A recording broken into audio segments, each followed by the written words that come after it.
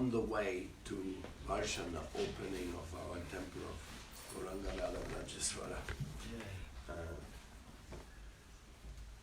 What better destination is there than Munich and opening a temple for Lord Jagannath here? And even there's a flight Delhi-Munich. So we came directly here. But that's nothing. What's really, really something is to meet all of you. And that is the meeting of the devotees here. It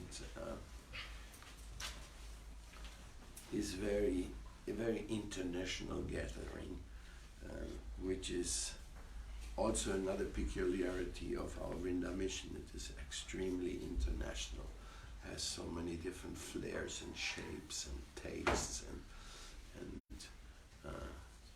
in this way it has become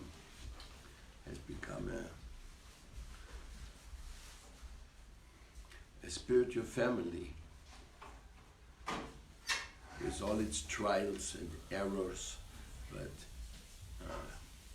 trying to give Srila Prabhupada to the world. Srila Prabhupada to the world in a very... You see, one thing I observed in India, and it pains me very much. This is a bit confidential what I'm going to say now. Not to say very confidential. I love India, I love Sanatana Dharma. But I also noticed that India is extremely envious. Extremely envious of who? Extremely envious of Srila Bhaktisiddhanta Saraswati Thakur and of Srila Bhaktivedanta Swami Prabhupada. And how do you notice that envy? They don't give any recognition to his service to humanity. In India, you have every stupid guy has an airport, has a street, a fountain, a park, a this, and that. Like here also, no? Everybody, you have the Goethe-Allee, Schillerstraße, all these, everywhere is everybody. But who has taken Sanatana Dharma out of the shores of India? Who has created something to conquer England? You know, England was the colonialization nation of India in those days. And Bhaktisiddhanta Saraswati Thakur sent Bon Maharaj to England to start a temple.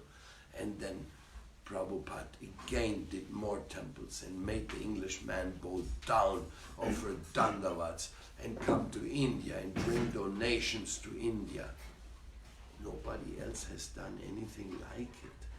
Plus, not only, there's many yoga circles around the world. People do a little yoga, a little exercise. They may come to India. They may even accept a guru, some impersonalist guru with some impersonalist sadhana. But Westerners putting on tilak, like in India, dressing dhoti and sari, getting up for Mangal Arti, only eating prasadam, loving sadhu sangha, listening to Hari Katha. None of these yogi groups have done that. Absolutely none. Just a little body twisting, bretzel asanas, and things like that, and a little bit. Okay, a little nose pushing pranayama. With all due respect, we can do that. It also has value. No, the Hatha Yoga process also has value, especially in Ayurveda, Hatha Yoga. We all love it, we all appreciate it. But what Prabhupada did and what Bhaktisiddhanta Saraswati got moving, it is unprecedented. And it conquered the world. Nowadays you have NRI temples in different parts of the world. NRI means non-residential Indian. So they have a lot of money and they make a temple in Hollywood, a temple here and there and there. And you go there, or take the Swami Narayan group, with all due respect, because I love their architecture. Boy, they're great, sweet taste architecture, Swami Narayan. No doubt about it. And they believe Swami Narayan is like a messenger, like we believe in Mahaprabhu. They don't say avatar, but they worship him like an avatar. So it's almost the same. They make a temple only for Swami Narayan, like Akshardham, which is like one of the most incredible temples of the world. And who's the main deity? It's not Radha and Krishna, it's not Sitaram. They're on side altars. The main deity is Swami Narayan. So, but if you go there and you look at these Swami Narayan people, yeah, they're lovely people, they're very nice, sadhu, strict, but they're only Gujaratis. They're only Gujaratis. They don't even recruit Bengalis or other part of India. What to speak of the world? I don't know. It's a Gujarati thing. So Prabhupada and Bhaktisiddhanta Saraswati brought Sanatana Dharma to the world. Why India is not giving recognition? Why they don't teach about their greatest hero in their schools? You know, if we have a national hero, like in Colombia we have Policarpa, we have a few like heroes, and they're really fishy heroes, our heroes in the West. They're not the great thing. Well, whoever, you know, the liberators of slavery, which usually were people which would handed the slavery from one people to another people, and the slavery of the people just continued, no? So, they were not really liberators. But people, they do celebrate heroes because they need heroes. Because we the children of this world, we're looking, where is our hero? Where is our hero? I want to see my hero. I want to follow my hero. And so, Prabhupada is my hero. And he's the hero of all of India. Because he did something now. Here we have another person. That is the rift of envy. The rift of envy, it is due to people saying we are all God, or God is a supreme personality which stands above us. The whole envy factor is on that. And I wish one of those people, or these people, my friends, because I have many friends in Sanatana Dharma working for the welfare of India, working for the welfare of Ganga, Yamuna, Vrindavan, all the holy places, Chardham. I work with everybody, and I do love everybody. But those who think God is an energy and we are all God, this type of philosophy, which is like so handy and which is so far and widespread, and it is so wrong, because none of us is God. None of us can make a banana. None of us can read the mind of the other.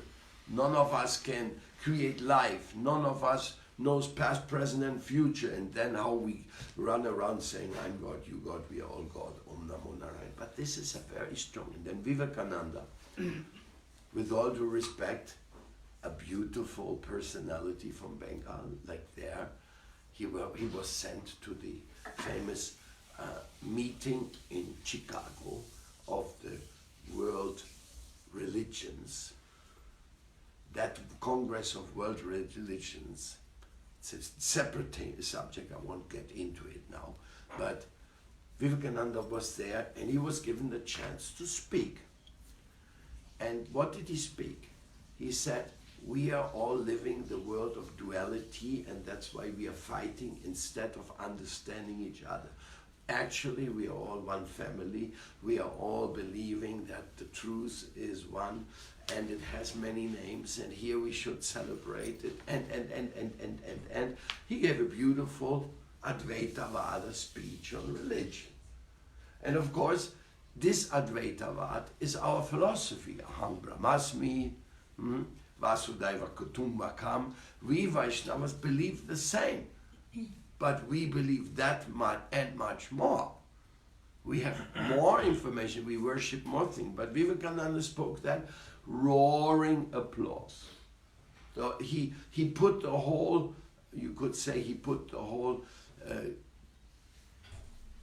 meeting of the Unity of Religion Congress into his pocket. And they said, yes, that was the greatest. This Swami in India, he really overdid everything. So that speech became very famous. And Vivekananda became famous right there and then. And later he went back to India, and there was one American woman which was so touched by him that she wanted to be his disciple. Or she became a Ramakrishna disciple, I'm not sure. And her name is Sister Nivedita. And Sister Nivedita, she went back to India. She started a temple, a little monk's order in Calcutta there. Right next to the Bhagavatam Gaudiya Math is Sister Nivedita's temple. So, okay, you recruited an American to become a Sanatan Dharmic. Good, great, wonderful. All respect to Vivekananda, Swami Vivekananda. All respect to Sister Nivedita. But how many Sister Nivedita did Srila Prabhupada bring to India? And they not only came there, they brought a lot of money there, they brought a lot of culture, studies there. And not only this, Prabhupada, he left India, planted in all those countries through his temples and through his devotees. Something absolutely amazing. And you see, one thing Prabhupada objected also with Vivekananda and with Ramakrishna. He objected to their endorsement of eating meat. Their preaching of Advaitavad was kind of, okay, whatever you eat, it's all God's anyway. So they had like this kind. In Bengalis, there's a lot of fish eating, chicken eating going on. I mean, I think today, one of the places in the world with the least vegetarians per capita is Bengal. Bengal, when Lord Chaitanya appeared. There's hardly any vegetarians in this. And greatly Prabhupada said that was because Ramakrishna didn't pay attention to it. And he gained a lot of followers, yes. And they all eat meat, or not all. Nowadays, because the vegetarian movement has become so strong in the world, even some Ramakrishna followers say, yeah, it's better to be vegetarian. So they say it now, but they still, I was in the Belur Math very recently in close to Calcutta, or in Calcutta. They're not strict vegetarians there. And that's the main place. So, Prabhupada, he taught something more orthodox. And this orthodoxy of Prabhupada is Sanatana Dharma. Undeniable. But all these people who want to live Sanatana Dharma hush-hush, superficially, and we are all God, oh, Brahman, we are all Brahman, God is all energy, God is everything. They don't want to give credit to Bhaktisiddhanta Saraswati Thakur and to Bhaktivedanta Swami Prabhupada. Now, we have to admit in India, ISKCON has done a great job of establishing Prabhupada, in a sense. Very expertly Prabhupada organize that. Nowadays, many people. But some people in India think that ISKCON is like a separate religion from Sanatana Dharma, something like that. It's like an ISKCON. But that's not. Actually, they know. Just in Chicago, there was a World Hindu Congress, which was also coordinated by our friend Swami Vijnananda, and they gave to ISKCON a certificate. You are the ones who have spread Sanatana Dharma in the Western countries. So there is some recognition on some of the higher intellectual circles amongst the Indians. But in the practical day-by-day platform, Prabhupada is ignored. You won't find them in the school books.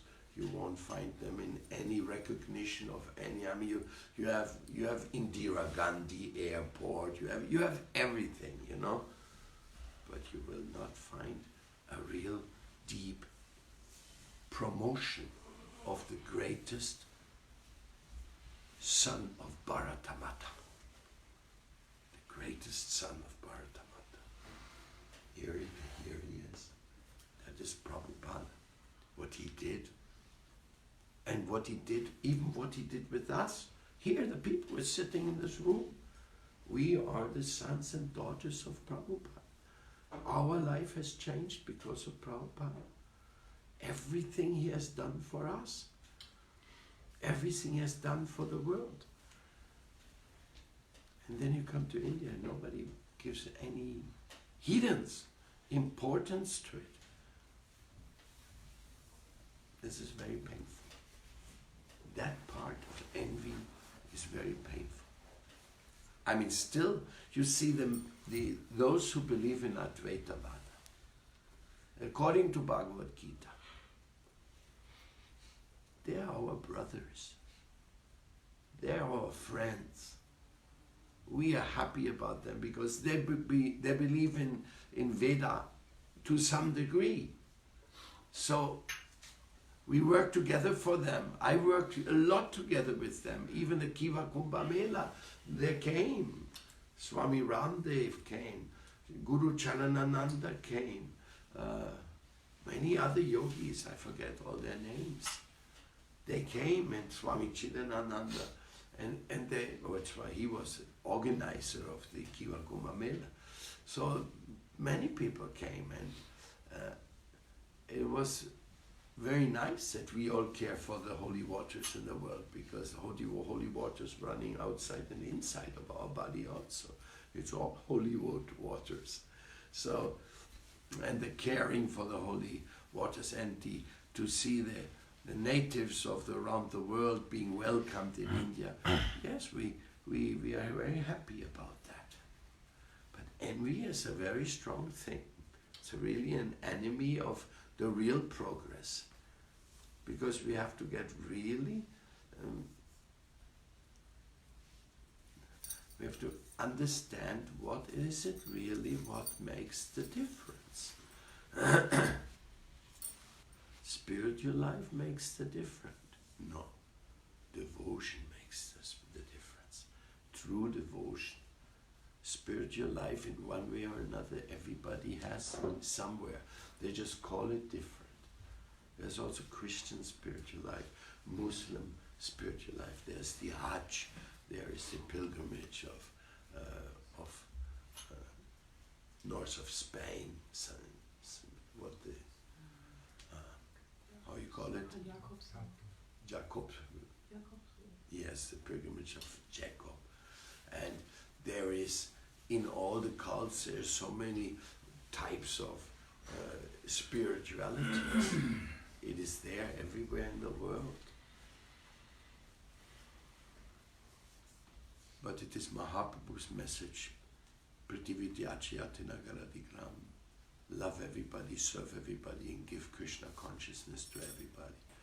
That the direct order from Mahaprabhu is an unparalleled order. And please don't compare it to the Christians spreading the hegemony. That's how you pronounce it? Hegemony or hegemony? How you pronounce it in English? Anyhow, they spread with the sword become a Christian or I kill you, okay? So they spread around many places with all kinds of nasty methods. So they don't compare that to Lord Chaitanya. The Muslims also become a Muslim or we kill you. That's how they preached in India. That's why there are so many Muslims in India now, because they were converted by obligation and force. So that's not what Chaitanya Mahaprabhu is all about. You're not telling anybody go and blackmail the whole world so that they will chant Hare Krishna. Huh? And Lord Chaitanya is the lover and the giver of true unity to the whole world. Now, the last point, or the point is God higher than us? Is He the Supreme Personality of Godhead? Is He the doer, the knower, the controller of everything? And of course, that is something very deep and loving and philosophical and so. But in the end of the day, the Bhakti movement only works because God is all-knowing and all-powerful. Otherwise, the whole chanting of mantras would have no meaning. All the prayer, all the rituals, all the worship, everything we do to deal with God in our life would all be fiction and fantasy if there is nobody above us. And so in Sanatana Dharma we see they follow everyone. Like everybody in India knows the story of Ram. But how many people understand that Ram is the Supreme Personality of God and has an eternal form of Ram in the spiritual world, who is all-knowing of everybody, who's like Paramatma is a lower category than Lord Rama. He's an expansion. And Paramatma is from Kshirodakshai Vishnu, so it's a Purusha avatar expansion in the heart of everybody. And he's the one who's listening to our prayers. So the personality of God is aware of you. Are you aware of Him? If you follow Prabhupada's process or the Bhakti process, you chant His name, you become God, Krishna conscious. So then this way of becoming conscious of what? Of the Supreme Personality of Godhead. God, Krishna consciousness doesn't mean energy consciousness. This energy consciousness, to a certain degree, it is a reality because divine energy permeates everything, every atom, but at the same time, it does not explain the law of karma. Forget the rest of the philosophy. Even the law of karma doesn't work by energy. The law of karma is heavy, heavy programming. There was a programming going on into every cell and every nucleus, bit and pieces of the creation. Beautiful bird there, with a red head. I don't know what is his name. Specht. It's a Specht. So,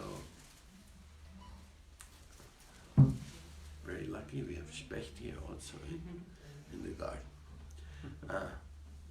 He's one of the biggest carpenters in the world. Amazing what the guy does. He can go into a tree and with his own head he goes hammer, hammer, hammer, hammer, hammer, and he makes a whole hole in the nest inside him. And there's nobody in the world that does what this bird does. We all go bananas trying to hammer with our head and making a hole somewhere. God's creation is just amazing. So back to the Supreme Personality of Godhead. The Supreme Personality of Godhead, He's the one who gives sense to the whole thing. If you say everything is Brahman, Yeah, my God, who programmed the Brahman? Where does the programming of the Brahman arises which makes everything work? It is, for our reasoning, it is beyond. Of course, we have no trouble because we say it's all achintya, inconceivable. Brahman is achintya, Paramatma is achintya, and Bhagavan is also achintya. So why so much envy towards the Bhagavan aspect? Because it is the most difficult thing to accept the Supreme Personality of God. It's a very difficult thing to surrender to Him and to make yourself an instrument of His love. And that's what Prabhupada taught us. He taught the whole world, please, you all become instrument of Krishna's love. To whatever capacity you have, become an instrument of Krishna's love. Wherever you are, whatever you do, become an instrument of Krishna's love. Prabhupada pleaded with us. He begged us. And he was very contagious. Prabhupada, very touching, loving way, very contagious. And that's what created that bhakti movement at his time. Now that bhakti movement, it doesn't exist really. Of course, there's a few ISKCON devotees here and there trying to continue. And then there's the other Gaudiya Maths around the world, what they are doing, or groups which came from ISKCON, like us, who are doing things. So the Bhakti movement is not dead at all, but it has taken new features.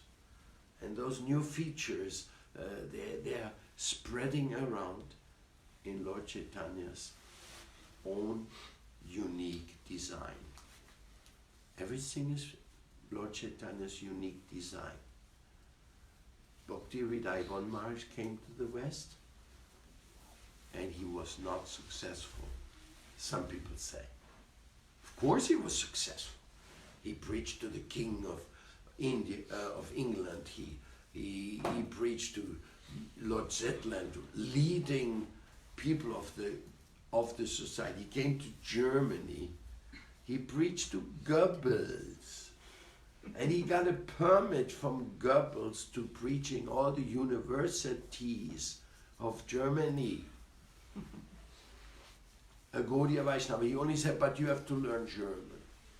This arrogant fool. Poor Swami has to learn German before the Germans can get the enlightened message of Chaitanya Mahaprabhu. But Goebbels gave more importance to Bon Maharaj than the Kultus Ministry of Germany gives now to the Vaishnavas.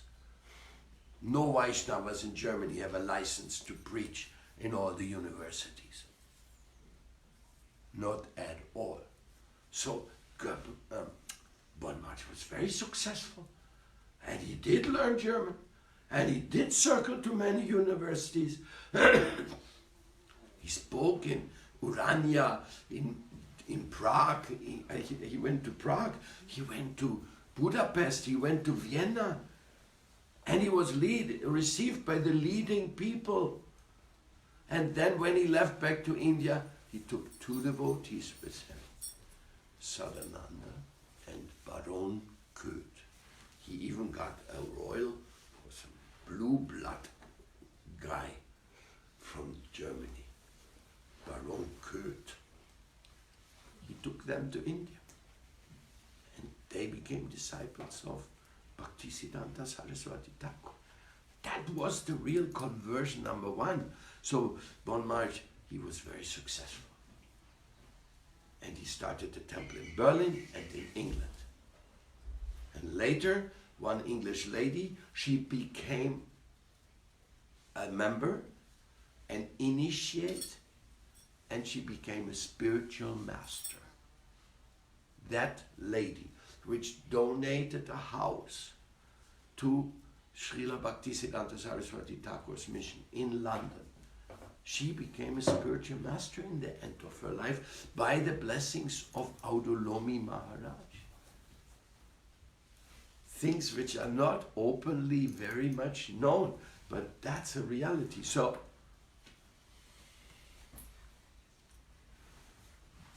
then Prabhupada came. After Bon Maharaj, then Bhaktisaranga Goswami Maharaj also came. They tried to continue in Bon Maharaj's steps, but temple in Berlin was closed, temple in London was closed, Gaudiya Math, not the one she donated, the one Bon Maharaj first started.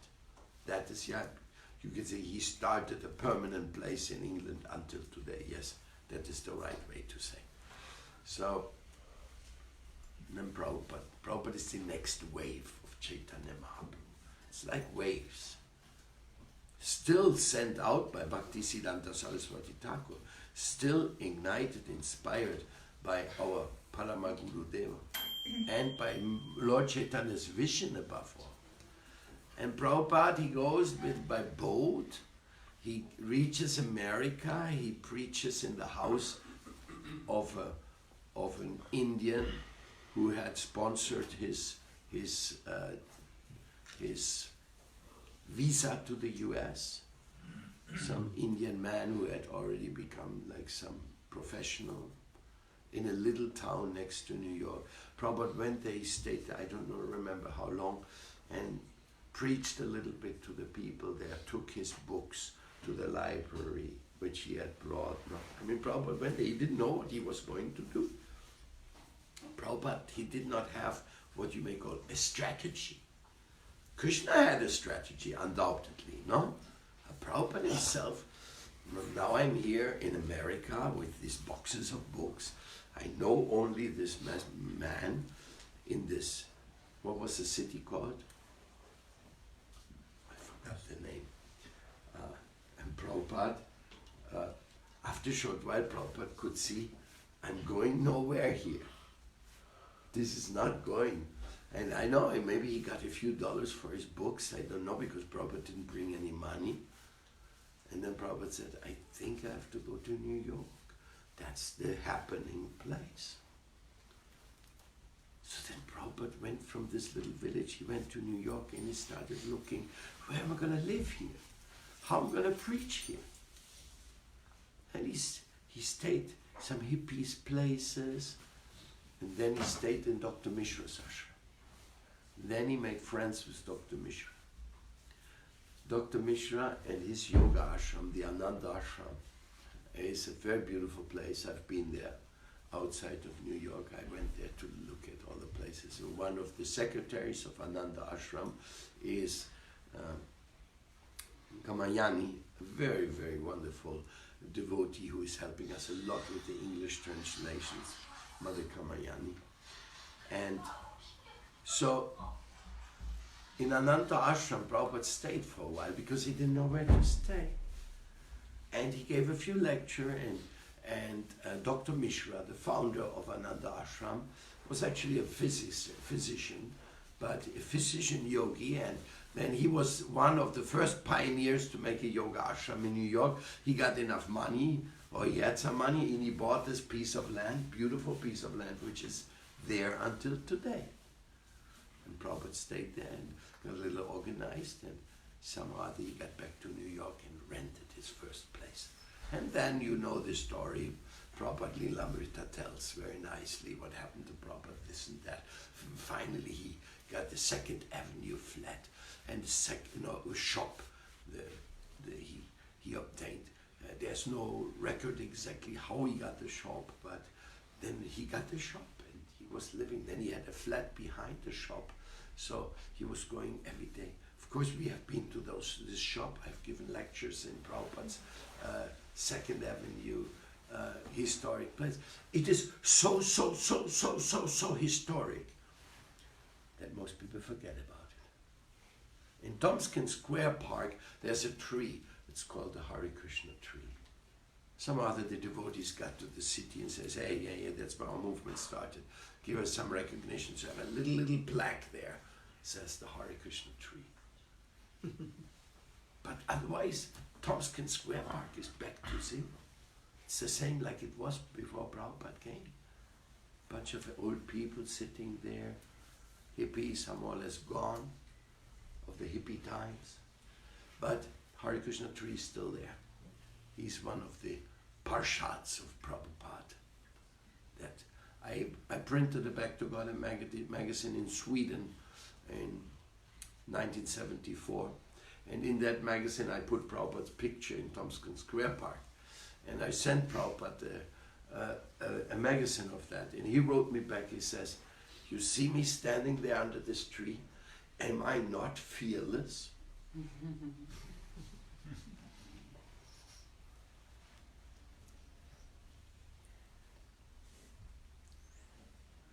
Prabhupada, he just started chanting under this tree. It was around the corner of the 2nd Avenue, you know.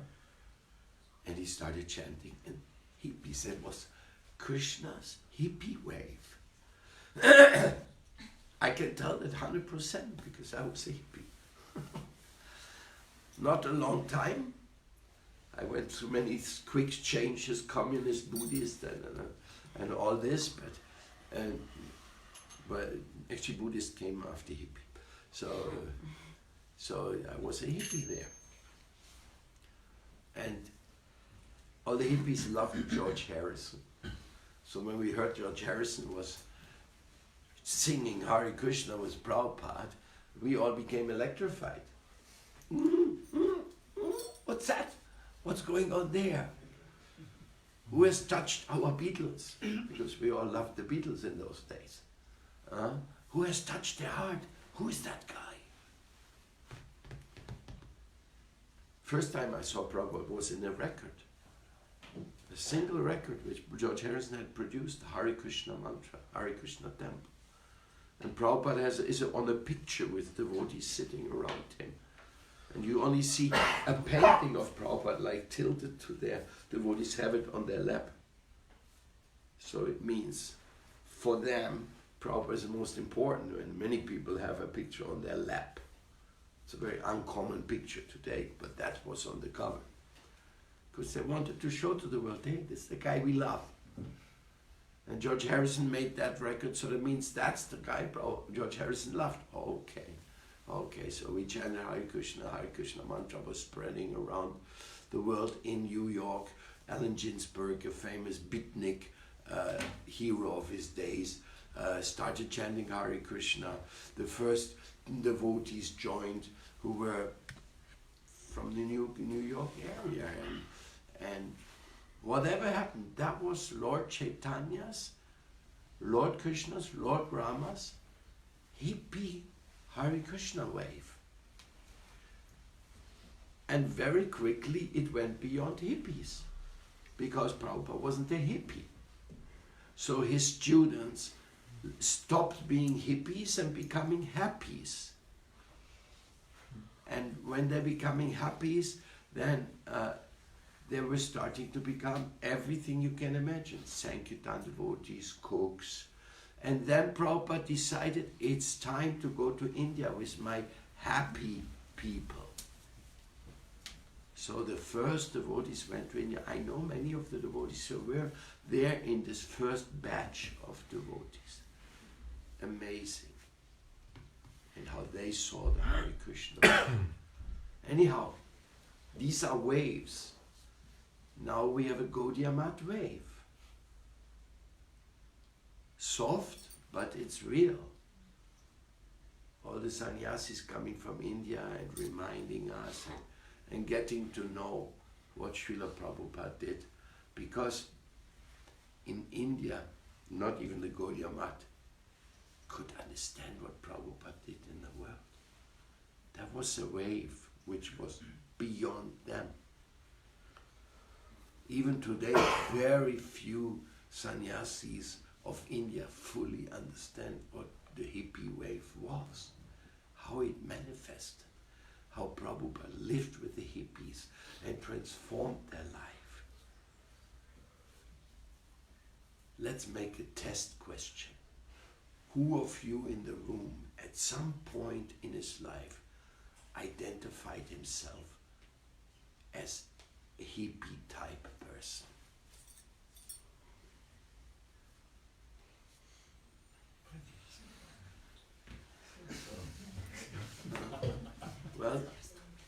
That's us. We are that generation. Now the hippies, in the last 20 years, nobody really talks about hippies, no? I was from the 60s, 70s, when it was a movement with the, and one of the big things which also cut me was the musical Hair, which was produced in New York. So it was Prabhupada's influence that in the Hair musical, Hare Krishna, Krishna Krishna, Hare Hare, Hare Rama, Rama Rama, Hare Hare. That's the first time I heard the Maha Mantra. And it got stuck on me. Because I was a hippie, I went to the presentation of the Hair musical. It got stuck on me. I didn't even understand that in that song, after they go on singing, then they all of a sudden start marijuana, marijuana, marijuana, wana wana. That didn't reach me. I only heard the Hare Krishna part. That marijuana, because my English wasn't good at that time, so I said, what is it? So I didn't get it. I mean, the whole Hair festival, what's out of the drugs, rock and sex and rock and roll atmosphere of that time. So it really stuck on me. So much. It was an interesting story. I went for recruitment when the Germans getting their soldiers. I don't even remember how you call that. Einberufung oder was. When you're 18, you have to present yourself for military service. In my days, it was obligatory. Everybody had to go to the army or make some refutation of it like that.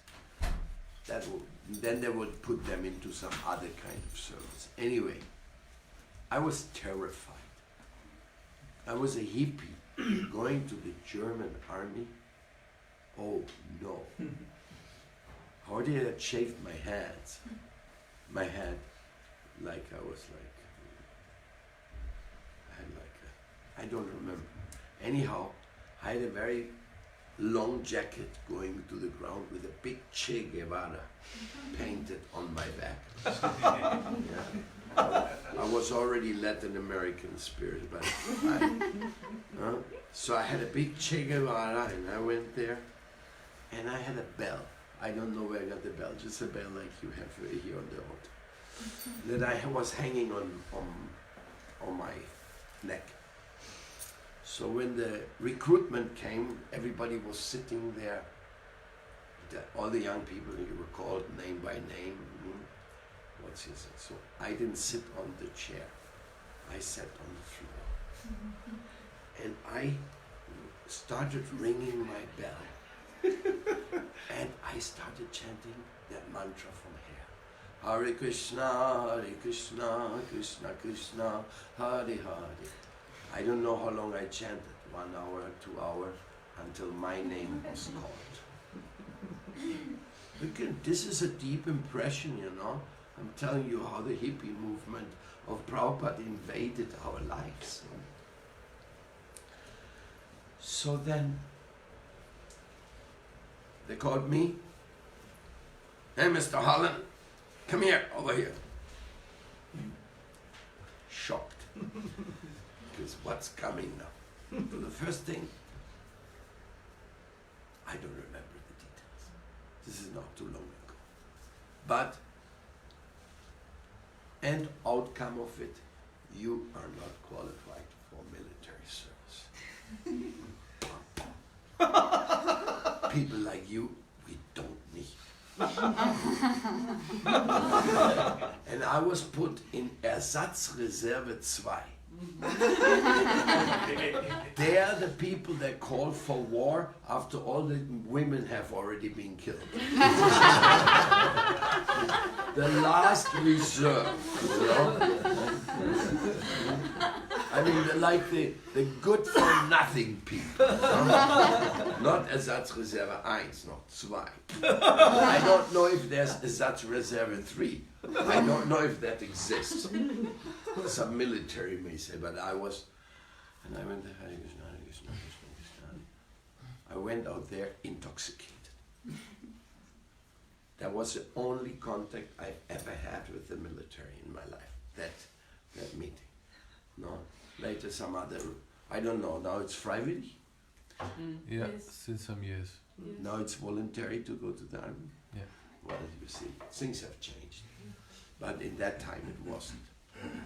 And in America, many devotees were not only recruited, but sent to Vietnam right then. They were recruited, trained, and sent to the war. Young people, and many of them became devotees. And oh my God. The GIs. Anyhow. Shivananda was going to be recruited, the one who started the Krishna movement in Germany, and then his grandmother gave him $1,000. So he took off to Montreal, and then he was the fresh, new baked devotee, Shivananda. And he wrote a letter to Prabhupada. Prabhupada, I don't want to go back to the US because they're going to send me to Vietnam. What shall I do? I have $1,000. You know what Prabhupada answered him? He said, go and start my movement in Europe.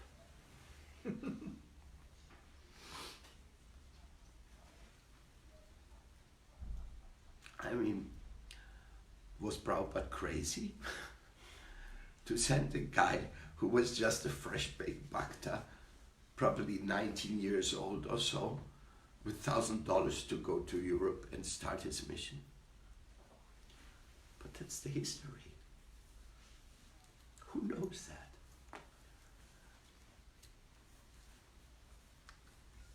Shivananda went to Amsterdam first. He thought, well, Amsterdam is a famous hippie city, so let me try here. So what did Shivananda do? Went to Amsterdam, sat on the street and started chanting Hare Krishna. That's what Prabhupada did in New York, so let's try this way. So very quickly, some press reporters saw this little guy there sitting chanting Hare Krishna, Hare Krishna. So they took a picture of him. They're asking, what are you doing here? And he said, well, I'm here, representative of the International Society of Krishna Consciousness of Bhaktivedanta Swami Prabhupada, and we are bringing this Maha Mantra to the world. Came out in a newspaper. The guy was a press reporter, he was like covering the hippie scene. Shivananda saw this and he sent it to Prabhupada.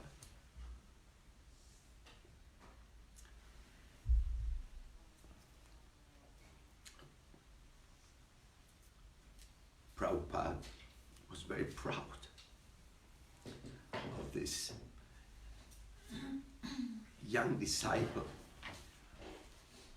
So anyhow, Shivananda couldn't get anything going in Amsterdam. So he thought, well, Europe, I think the most important place in Europe must be Berlin. So let me try Berlin. So from Amsterdam he decided to switch and he went to Berlin. And in Berlin he managed to rent a room. And he sent a picture to Prabhupada. He says, Prabhupada, now we have a temple in Berlin. And he sent a picture of a 4-story beautiful building. And Prabhupada said, what is this? So immediately he called Krishnadas. Krishnadas was a young German origin guy who was became devotee somewhere.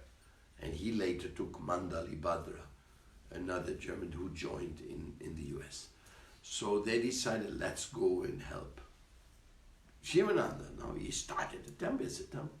When Krishnadas arrived in Berlin and he went for the address, because there was no WhatsApp, there was no email, nothing, we are going, you put your, like in the old movies where you see the old car, at that time Berlin was totally war destroyed still. You could see the broken, the bombs everywhere. So Krishna just went in and he opened the door. There was a facade of 4 floors, but inside was a big hole. There was bombed out building. That was totally bombed out, and only in the back of the yard there was one room which had not caved completely. That's what Shivananda had rented. Huh? That was the first temple, a one room in a bombed out building. I mean, unless you have seen it, you cannot imagine it. I mean, some we see they're bombing out people right now. You know these cities, what they do in Serbia. They have these war town, Aleppo, and all these places. Now, if you see those pictures, you start crying. Who lives there? So Berlin was like that. So Krishna didn't like it. He didn't approve of it. And he was a little bit older, maybe 2 years older than Shivananda, and he was a jeweler. He had learned to be a jeweler. So they decided, let's move to Hamburg. More details Shivananda can give. I don't remember all these things now there because I wasn't there then. But they moved to Hamburg and ended up starting the first Radha Krishna temple in Hamburg. Bartelstraße. So that was the beginning of the German Hare Krishna movement. They also went on television, and I saw them on television. There was a little newscast, and all of a sudden they were like, Hare Krishna, Hare Krishna, in Hamburg. What's this in Germany? Because Prabhupada movement, the hippie movement, was just like, it was like gushing over. There were hippies in Amsterdam, hippies in London, then they will come back to Paris, then some went to Sweden from Australia, some people went to Rome, and this it started like, and everything was, but Prabhupada was there, completely. Nanda is a devotee even today, and he got married later in Germany. He married one of our American recruit girls, of course a hippie, Madan Mohan Mohini, her name. And she captured Shivananda, and they're still together. So, some marriages work in Krishna consciousness. Not all of them, but some of them do work. So, I mean, I was doing traveling Sankirtan with Madan Mohan Mohini in the same car, you know. We were going all over Europe doing Sankirtan, so far out times of the early days of preaching, book distribution, because Prabhupada, it was a thriving movement. It was taking off. And it took quite well off in Germany until the Christians wanted to stop us.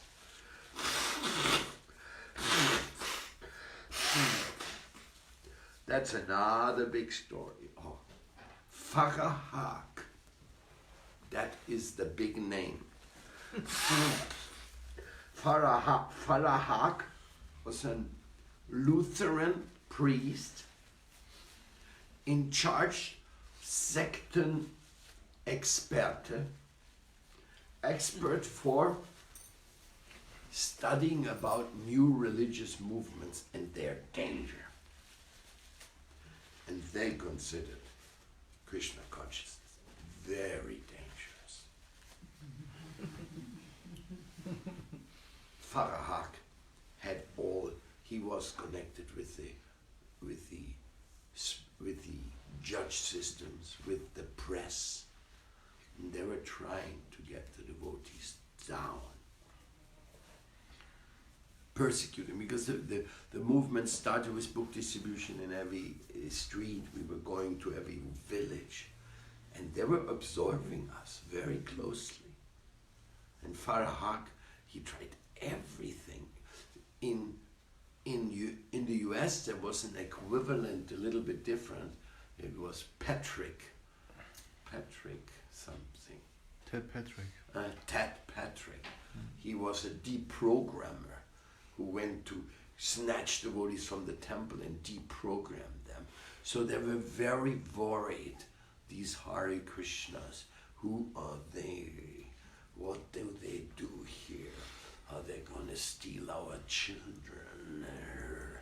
So Farahaki was passionate about it. He wanted to destroy Krishna consciousness. At that time, I was living already in the temple. I was in Berlin. And all of a sudden, some gentleman come in the temple and said, I'm from ZDF, Second German Television. I want to make a movie about you guys, what you're doing. Shivananda was there, he was the temple president. And I was there, little pipsqueak bhakta. But I spoke better German than he did. He was speaking a very broken German, more English. So some other, he told me to speak with them. So then we heard, so you want to make a movie about us? Mm-hmm. Then because already they were writing negative things in the press about devotees, so we said, how do we guarantee that you will not give a bad presentation? So the man from the ZDF, he said, you can co-produce this documentary with us.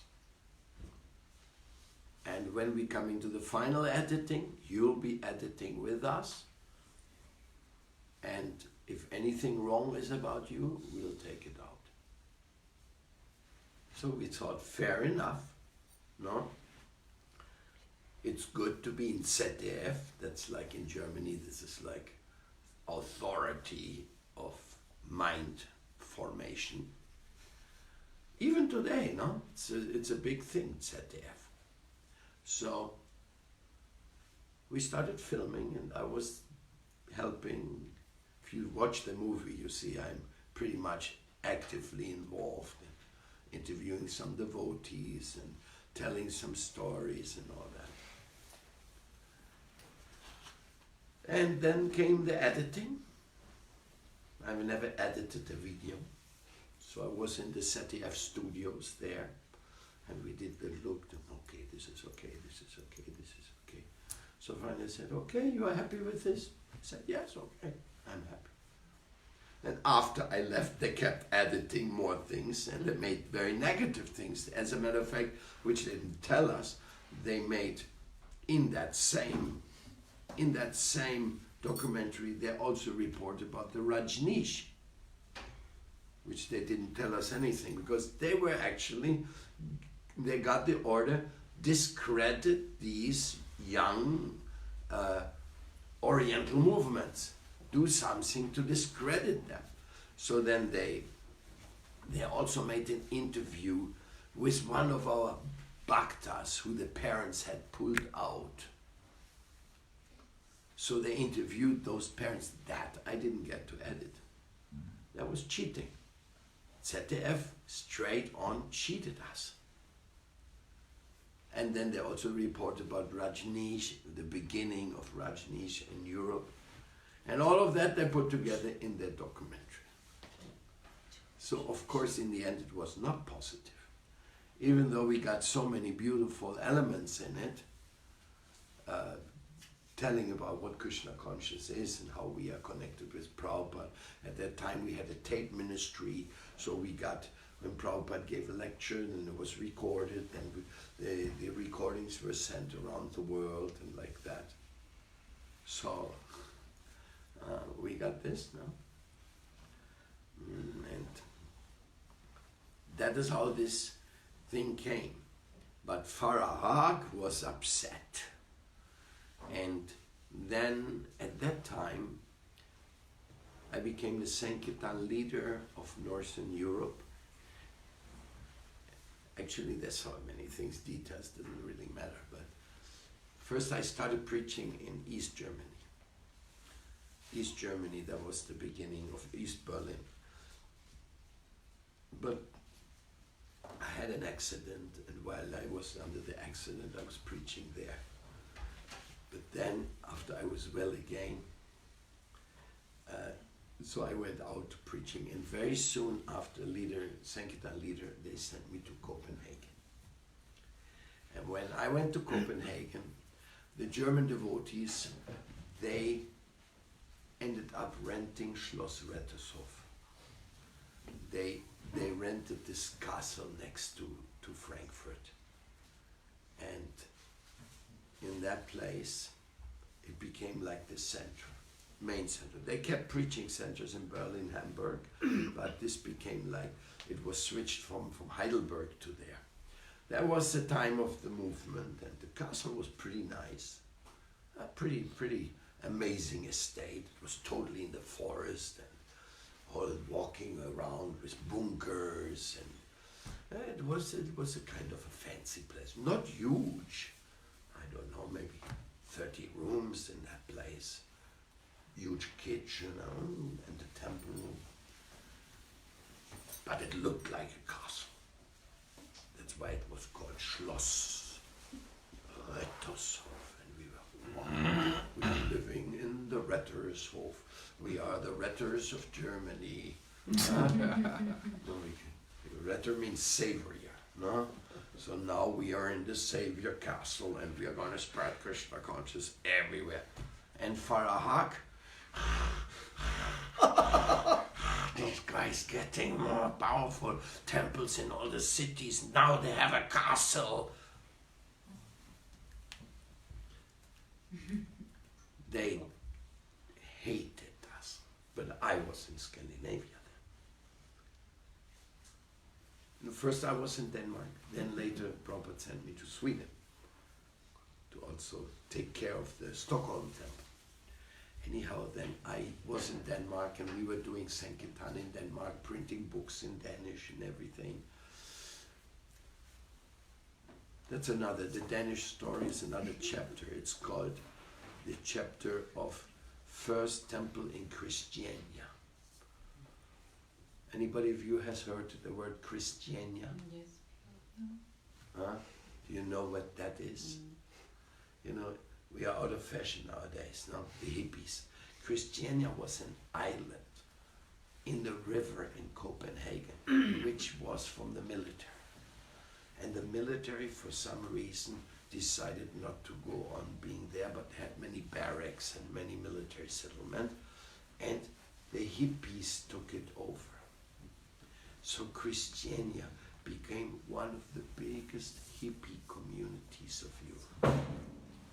I used to live there before I became a devotee. And then I opened the temple in it as a devotee. So I knew Christiania quite well. Not really well. I mean, Christiania was like living on a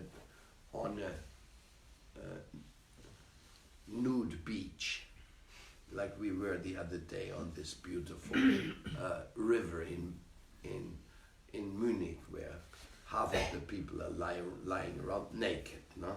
So Christiania, even in those days, was like that. So it was pretty risky to open a temple in Christiania. Anyhow, that was a later chapter. Later the devotees complained they didn't want it. People came to our classes naked. I mean, that's still going on in Spain. You know, things like surprises like this you still get, but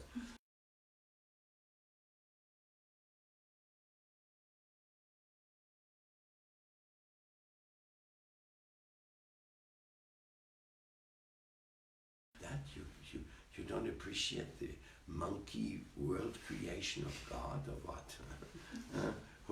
What is it? What you want? Anyhow, there was the Christiania in there, that part of hippie. But you have to see the old days of the Hare Krishna movement was very connected to the hippie movement. Wherever the hippies were, we would go and preach. They were our best clients. In Amsterdam, we were making devotees from the hippies. In Stockholm, we were preaching to the hippies. It was because we were hippies, so we were very identified with them. We didn't do what Bon Maharaj did at those days, like going to the mayor and to the university professor. No, we tried maybe here and there, but they weren't our clientele. So, back to Germany, Pfarrer Haag. He printed the book, Jugendsekten in Deutschland, all the dangers. And who was on the cover? Myself on Sankirtan.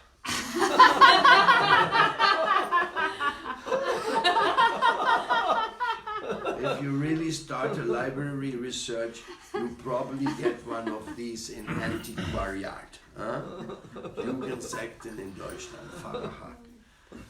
So, I became famous those days. First in the television and now on this book. No? But I wasn't there anymore. So I was in Scandinavia. Anyhow, the devotees, they were going around and all the press had the order to write bad about the devotees. So whenever the police had an order, if you catch Hare Krishna, make sure they don't do what they're doing. So devotees were sometimes distributing in cities without a local permit. Sammelerlaubnis. Es eine Sammelerlaubnis gab es, that you can go on the street and collect on behalf of anything. But is it still like this nowadays? I'm sure. I'm not so updated to today's. I should be, but anyhow. So they caught many devotees without Sammelerlaubnis, and I don't know, they gave him a fine. Every time it happened, it came out in the newspaper. Hare Krishnas met without Sammelerlaubnis in Fußgängerstraße. We had these clips, 300 of them, from because Pfarrer Haag was very active. He had all the police informed. These Hare Krishnas are collecting on the streets. They have no permission, and what do they do with the money and all this type of thing. So, with all those records or reports from 300 newspaper clips, which Chakravarti at those time, he was like the manager of the devotees. He had every time an article came out in Germany which mentioned Hare Krishna, we got the clips, and so we knew it all. We had the collection of 300, but there were no positive articles, only collecting, because that's what we were doing. We were doing Sankirtan. Then one night, early in the morning, Sunday, devotees are in Mangalartik. 60 policemen come to Schloss Wetterson, armed to the teeth, like American GI attack or something, you know. Police from all the sides, they surrounded the temple. And then they came in and said, everybody is arrested. So they took all the devotees, they sat them down, and they started searching the building. That's what they do now. Police. Make a big mess. Okay. They found the pistol. Somewhere, I don't know, somebody had donated, or I don't know. I mean, devotees are not the people of pistols and guns, no? Normally, except if they're really crazy Americans, you know. But they found the pistol. Waffen gefunden im Hare Krishna Lager. Kam es dann in die Straße, in die Zeit. The newspaper were reporting everything. But the devotees from their Sankirtan had about 1 million German marks in the bank. We were doing good. We were buying cars. We had a fleet of cars. We had a fleet of, I don't remember how many, 15 cars. And devotees were going out doing Sankirtan all over Germany. So it was a happening place. First time I went to Hungary, I took one of these brand new buses and took it there. So all the adventures there. So the police took everybody, man and woman, everybody. They took to the police station and locked them up.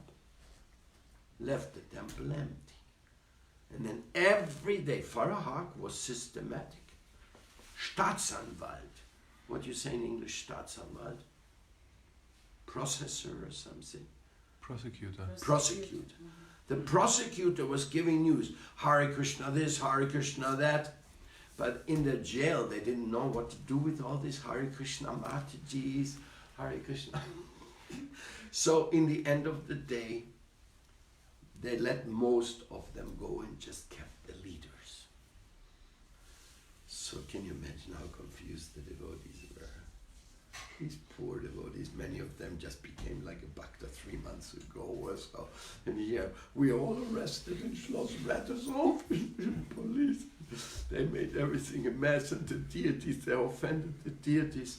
Anyhow, they went back, some other, Krishna, and nice Farahak, they took away our €1 million, at that time marks, confiscated, collected without Sammler allowance. And then they started a court case against the devotees. A court case which lasted for many years. And in the end of the court case, the only thing they could find the devotee guilty of was Sammeln ohne Sammelerlaubnis, which is an offense equivalent like picking flowers in a park. You're not supposed to pick the flowers in a public park. It's a small offense in some places. But they didn't give the money back to the devotees. They confiscated the money. But the devotees were so strong, when they came out, they reorganized themselves and Sankirtan went on. So German government owes the Krishna conscious movement €1 million with interest of 35 years. So they owe us a lot of million. They stole it from the devotees because the devotees honestly collected that money for Krishna's service. At that time they were printing books in German and whatever, and also the German devotees gave money in India, in Mayapur, to build the first Prasadam hall there. So they were just expert and the Sankirtan was good. So that was the true history of that. Of course, Farahak did not go to rest after that. He couldn't destroy it.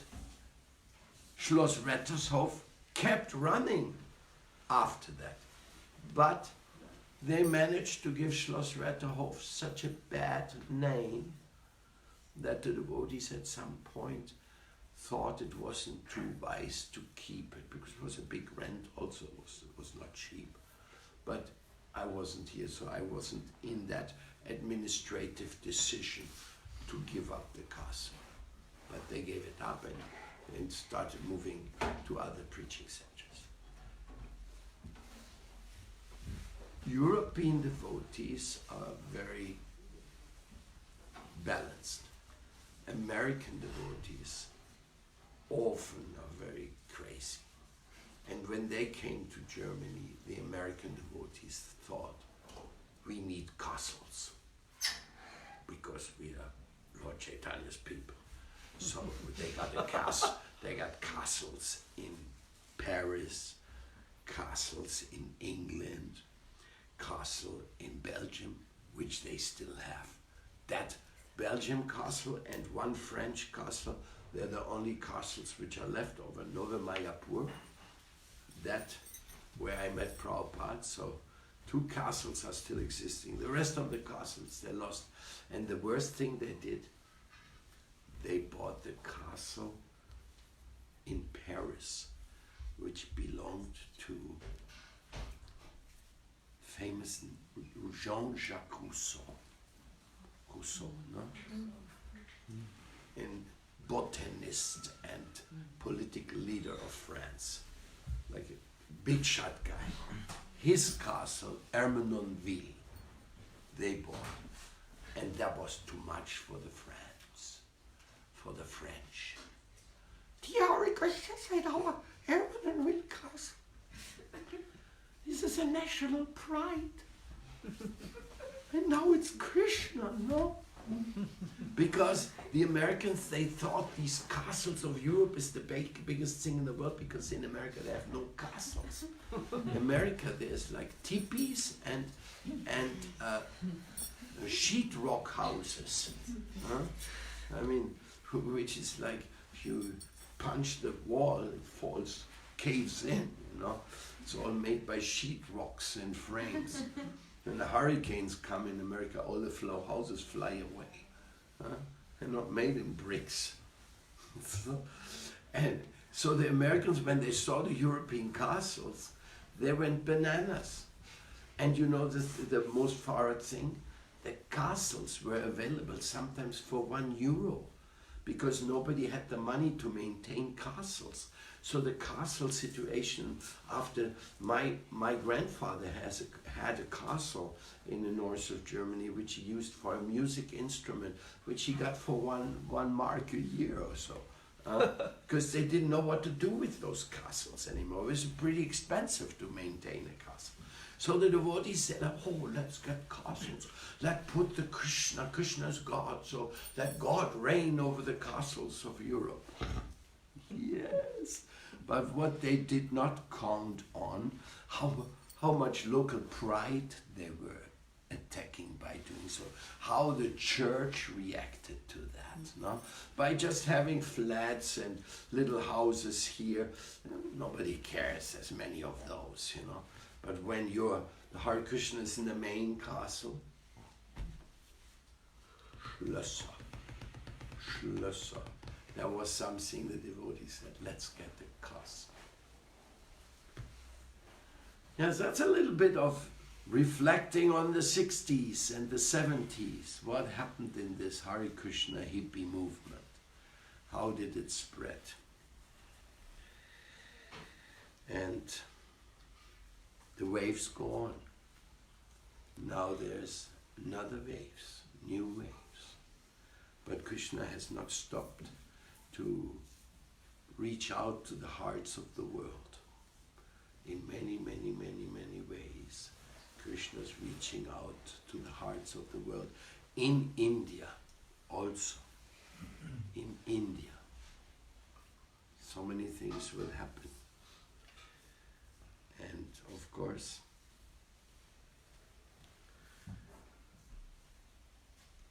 this new Jagannath Mandir in Munich is part of it, because this is the land of Farahak. We are here in his domain. He was a nice Bavarian. I don't think he lives anymore. I think Farahak was taken by Yamaraj for special treatment. Huh? But this is a little bit of how life has gone, no? So I wanted to share a little bit of those sweet memories with you, and also of the heavy memories when the devotees were invaded by the Pope, for no offense. They were just young hippies collecting donations for Srila Prabhupada. That was the only crime they did. And you know, devotees, if devotees have a problem in life, well, what did he do? He smoked marijuana. Yeah, okay, not good for devotion. Or he embraced somebody who is not his wife. Oh, scandalous. But the devotees, the nature of devotees is they are so pious people. They do only good things. And people want to find a fault with us. Oh, can we not find a fault with them? Have they not done something terrible? I really can't think of it. I can't think of any devotee having done something terrible in Europe. In America, yes, there were some people with some criminal records in America. There were a few. But that wasn't Prabhupada's fault. There was just criminals. In Ecuador, the first people who joined the Krishna conscious movement was a gang of car robbers. They were stealing cars, and one of them met a devotee, Gobata. Gobata was the first devotee from Santo Domingo, came to Ecuador. So the guy, he got a book and he said, "What? This is pretty cool." So he went and he liked Gobata, he became a devotee, then he went back to his colleagues, he said, "Hey, you know, I found something incredible, you better come." So before you knew, 4 car thieves were Hare Krishna devotees. And they didn't steal any more cars, they gave that up. Now they became devotees, Sankirtan devotees. So some devotees come from little shady backgrounds. I mean, everybody has a little shade in his back. I mean, usually you don't like to tell about your shady backgrounds, no? Because it's shady, no? But I think if we make an honest inquiry, did you ever do anything shady in your life? I remember I had one friend in my hippie days, and that friend, he went to India. So he was trying to figure out a way to smuggle drugs, to get drugs into Europe and to make some money. So without being solicited by me, he sent me envelopes with opium inside. The opium, you can press it, make it like a sheet, no? So I never took opium, I didn't know what it was. I took some other drugs, but not opium. And so I got this letter, and he was planning that we can do that, send a lot of those envelopes, and then we sell them in Germany. He was thinking I was interested in that. Anyhow, I had this opium, 2 letters he sent me, so I had 2 of the sheets. I said, what the heck am I going to do with this? So I went into a discotheque somewhere, I forget where. You know, discotheques, they usually had some pushers there selling drugs. So I asked, anybody here interested in opium? And some guy, they called the dealer, he came over really like movie scene, you know. I mean, I was a kid there, I was 16 or so, no? So he said, "So what you got?" So I pulled out the opium and showed him the sheet. I mean, if they would have arrested me, I would have probably been at that time young drug pusher caught in. When he saw the opium, the guy pulled out a gun. It bleaked out on me. Now I'm here in a discotheque with opium and guns. What is this? I think I gave it to him, and off I went.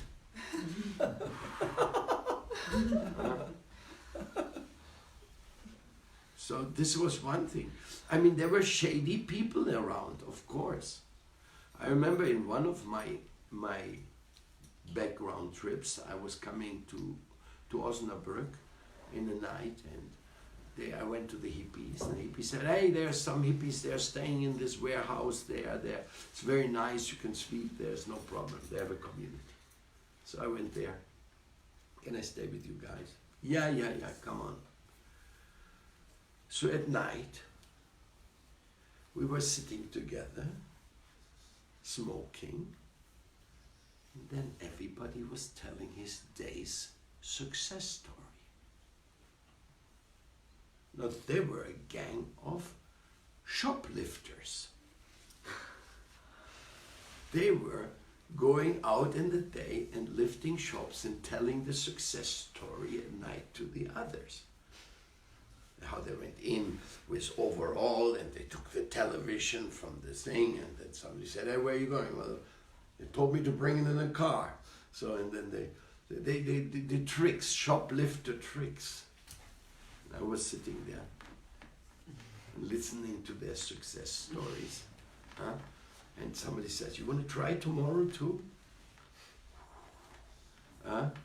Next day I left without knowing that. I almost ended up in a Alibaba and the 40 Thieves. I almost joined them there, because that was the shadiness of those days, no? So I was saved. Krishna protected me, you know, but if you're not protected, you end up there in such a thing, you end up in prostitution, you end up in this and that and drugs. And so somehow saved by Prabhupada. But otherwise, if I think about devotees, and I'm speaking honest with you, and you can add it, devotees don't do bad things. Devotees do good things for humanity. They want to spread this literature, they want to spread the holy name, and they want to spread prasada. And otherwise, they want to preach in many ways. That's all devotees want to do, because that's what Prabhupada asked us to do. He didn't ask us to go and cheat the people, steal from them, become drug dealers, or running prostitution. No. I mean, this is going on everywhere, in every city in the world. Every city of the world, there is the high society, the rich people, then there's the working class, then there's the poorest, and the more poor, then the gypsies, and then there's the shady grounds. It's going on in every city, even in small villages, even you know, you have a certain kind of a criminal mentality when you're poor. Because you feel when you're poor that the rich people are worse criminals than you. So you have a kind of a Robin Hood spirit coming in the blood. Hey, no? In Colombia, they become guerrilleros to get double the pay of the factory. Huh? They could fall into the hand of the guerrillas. So, hey, we all have a little rebellion towards the nonsense system. And of course, the nonsense system, do you know that there's more people in jails in the US than in all the European countries together? The US has a system, create total social injustice, and anybody who rebels or does something, make him a case, throw him in jail. They have more black people in jails in the US now doing work in jails than they had slaves which they brought over at the time of slavery. What is this? Are you really so happy? I think we owe everything to Prabhupada to get us out of this square box mafia situation of this world. Really got us out of there. So, dear friends, devotees are not bad. Even if they do something bad, that means accidental. By accident, it may happen.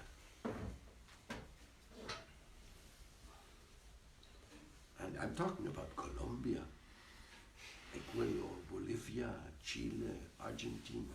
Rough places, I tell you. Vaikuntha is the best example.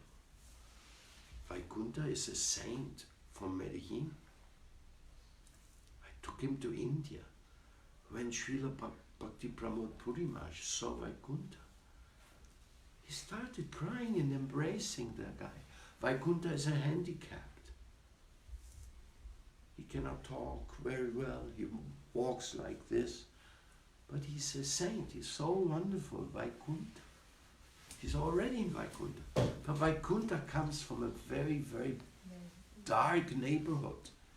In that dark neighborhood, the sicarios live. Sicarios, they are killers by payment. And Vaikuntha's nephew, he was a sicario. I've told that story before. That is one of the heart-touching stories. The sicario nephew used to come by our temple in Vaikuntha. He was managing the shop in the Plaza Veracruz. You have to see Plaza Veracruz to believe it. Our temple is still there.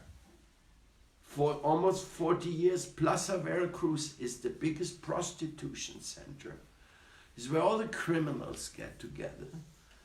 Where it is really, but it's in the heart of Medellin. It's a very good location. I mean, in the street, they're so busy. And we got a store underground there.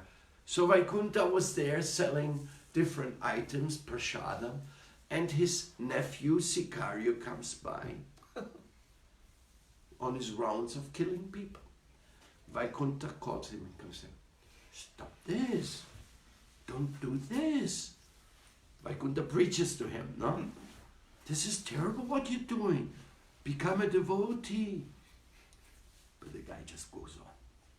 But he comes off many times. So Vaikuntha preaches to him. Maybe the guy even went to listen to a class. I don't know. One day, the sicario comes to his home and finds his mother dead with a bullet in the head. Because sicarios amongst each other, this is a dirty world. The little boy, the sicario, he was maybe 22 years old or something, a kid. So he cries and cries and cries. He comes running to Vaikuntha. He says, Mom is dead. They killed Mom. And Vaikuntha says, yeah, you know that's the world you're messing in. Yes, I want to become devotee.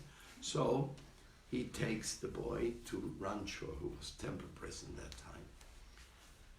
Hey, the guy wants to become a devotee. A sick guy, a bloody killer. So Rancho, he doesn't know what to do. Because the guy is known. If he has this sicario in the temple, I mean, the rifts, the gangs and all that. So he calls Varsha. Hey, this guy wants to become a devotee and he's from a black background. You give him a chance. So devotees in the farm said, okay, send him over. So they put the guy in a bus off to Bogota, go to Varsha. He reaches Varshana maybe at Mangalartik time. All night in the bus. His mother is dead. The guy is half crazy.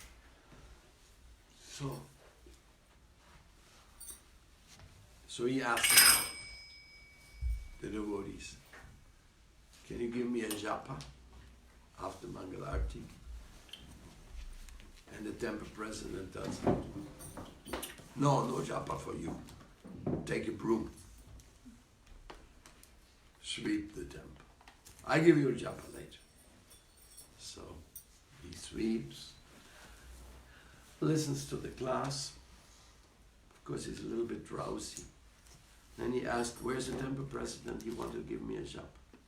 They said, oh, he's on the other side of the road. He's on the other side of the road in the restaurant. So he goes over, comes down to the road, runs over, and he doesn't look. And our road, the highway in Varshana, That's a killer road. The cars come down like this. So he don't look. And the car hits him and throws him on the side of the road. Somehow the devotees hear it. One of my friends was there, Sandy Bresser, a great guitar player. She was there, a volunteer in Warsaw at that time. She still wants to go back to Warsaw now. So, they have a car. Come on. Have to take him to hospital. So Sandy sits in the. She tells me that I wasn't there that day. So they put him in the car, chant to him, and he says, he comes to conscious, says, okay, I want to have my job.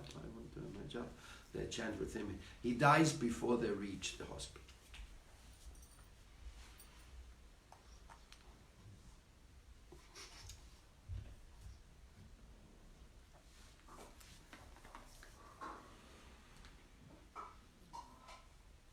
When you take shelter of Krishna, even if you are a bloody killer, you get to die thinking of Krishna.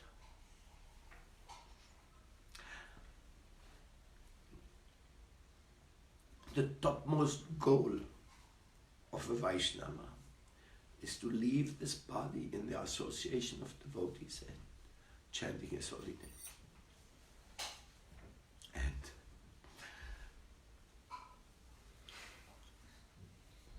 And by Vaikuntha and Ranchore's grace, this little boy, he obtained that blessing, which we don't know whether we're going to obtain it, because it's very tough. So in this such a rough environment to preach, that is magic. And the devotees, you know so many devotees, if they had any shady background, when they come to Prabhupada, they stopped shady things and became beautiful preachers of love of Krishna. We usually don't talk about the shady background of anybody because it's not interesting. It's only interesting that you were saved from such shady background. But how many prostitutes became Vaishnavis? How many drug dealers or drug takers stopped taking drugs and became Vaishnavas? Countless. Countless negativities were overpowered by Prabhupada and his movement. But has given anybody credit to Prabhupada for that? Our modern Western Christian society, is there any memorial put? The Hare Krishnas came to town. One time in Bucaramanga, one of my disciples, Dina Dayal, he was working with the mayor. And the mayor discovered that this devotee had great vision, so made him his private advisor. And he would always travel with Dina Dayal. So Dina Dayal became an influence in Bucaramanga. So then I came to Bucaramanga and he told me, my guru is coming. So the mayor said, your guru is coming? He's like his guru, no? So I'm invited into City Hall and I'm given the keys of the city. They say, your work against drugs and everything here is highly appreciated, la la la la la. Photo, camera, newspaper. Swamiji gets the keys of the city. A week later, the mayor is called in by a government agency. And he's being told by the Opus Dei that you cannot hold public office anymore. Kicked him up from mayorship they give him a 10-year not permission of political activities because he gave me the key of the city. That is how in South America the Christians, the mafia, the drug people, how they control. They control everything and everybody. If you do anything like we did here, buying castles, they just get rid of us.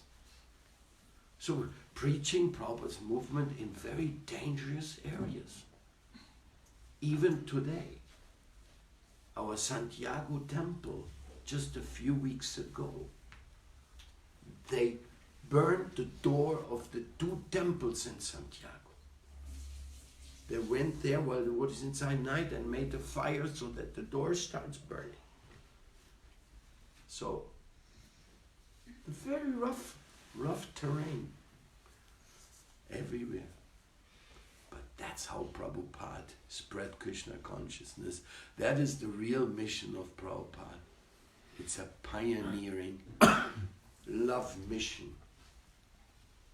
And you are all part of it. And that's why I'm proud of you. Very proud. Doesn't matter. Oh, I don't know what adventures are there. Nimai Huset, Berlin Yatra, Prague Yatra,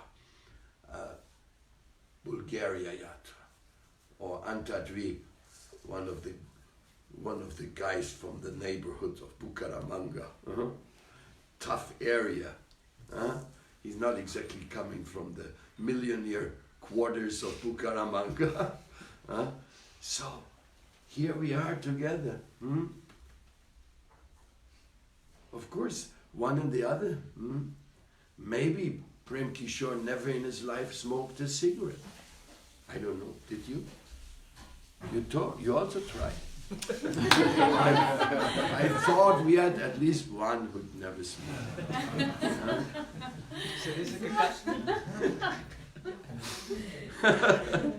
So you see, it's pretty tough to go through this world and not do anything wrong when you're brought up in an environment of meat, fish, eggs, alcohol, Feuerzangenbowle and what they don't invent for sense gratification.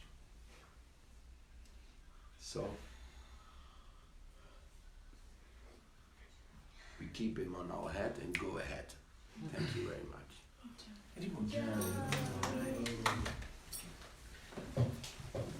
Srila Paramadvaiti Maharaj ki Jai.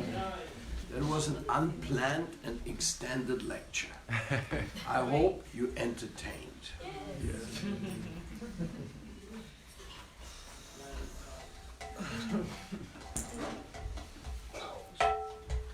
Personally, I'm very surprised I survived 35 years in Colombia. Wait, you want to say something?